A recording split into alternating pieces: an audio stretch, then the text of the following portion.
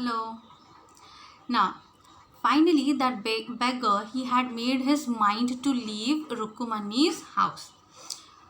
I'll go, he said wearily. Means he was tired. Only let me have a rest here under this tree. The sun is so hot and the tar has melted on the road.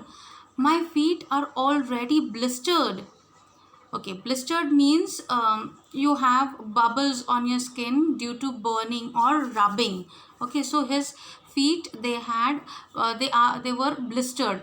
He stretched out his feet to show large pink peeling blisters on the sole of his bare feet. That means this beggar, he was not having slippers of his own. He moved here and there bare feet. I suppose he doesn't have the money to buy chappals, Mridu whispered to Meena and Ravi. Have you got an old pair in the house somewhere? So Mridu's heart melted when she looked at his feet. So she said he might not be having money to buy new chappals. So let us help him out with offering him old pair of chappals. I don't know, said Ravi.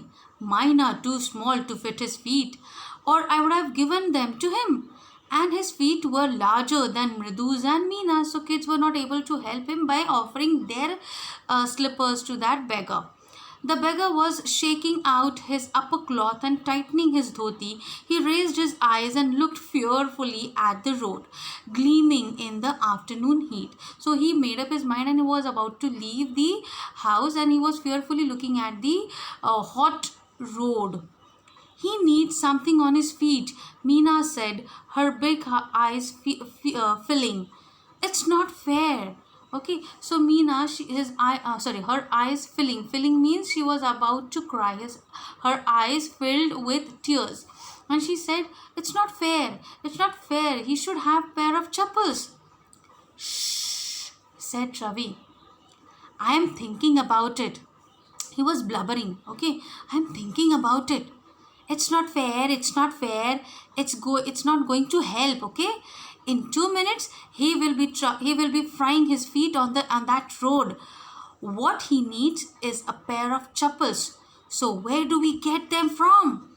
Come, let's search from the house. He pushed Mridu and Meena into the house.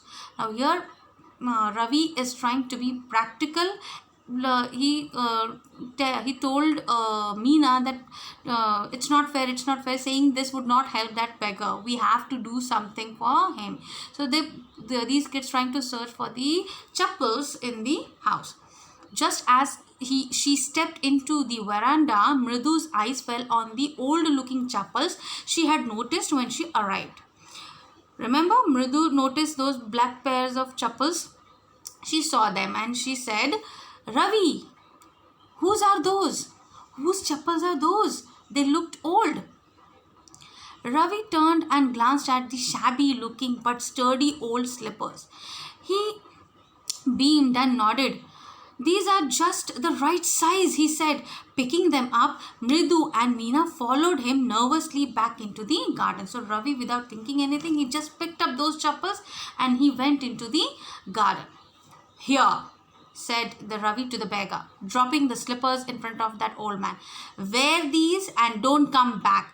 The beggar stared at the slippers, hurriedly flung his towel over his shoulder, pushed his feet into them and left muttering a blessing to the children.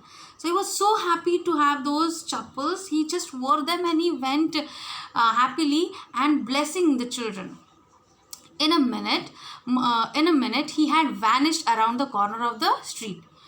The music master came out of the house and took an unappreciative look at the three of the children who were sitting quietly under the tree playing marbles. So now the music master, he came out and he looked unappreciatively, disappointingly towards those children who were playing under the neem tree with marbles.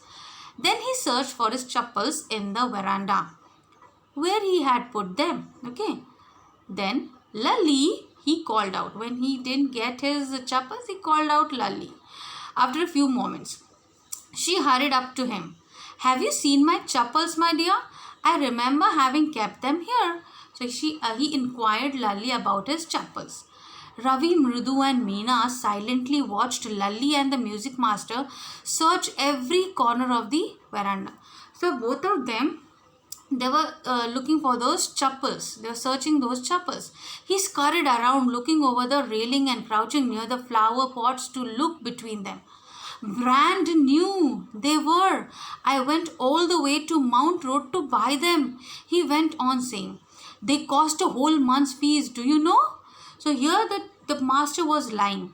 He said that those pairs of chappals were new, but actually we know that his pair of chappal was old. Okay, and he is saying that they were costly. Actually, they were not, because they were old. Soon Lalli went into to tell her mother. Rukumani appeared, looking harassed, with Pati following her. So finally Lalli called her mother, and Pati also followed her. Where could they be? It's really quite upsetting to think someone might have stolen them. So many vendors come to the door, worried Pati. So both of them were worried because so many people visited their house and someone might have stolen the music master's chappals. So they were worried now what to do like this. Now what happened further about the chappals, let's see in our next video. Thank you.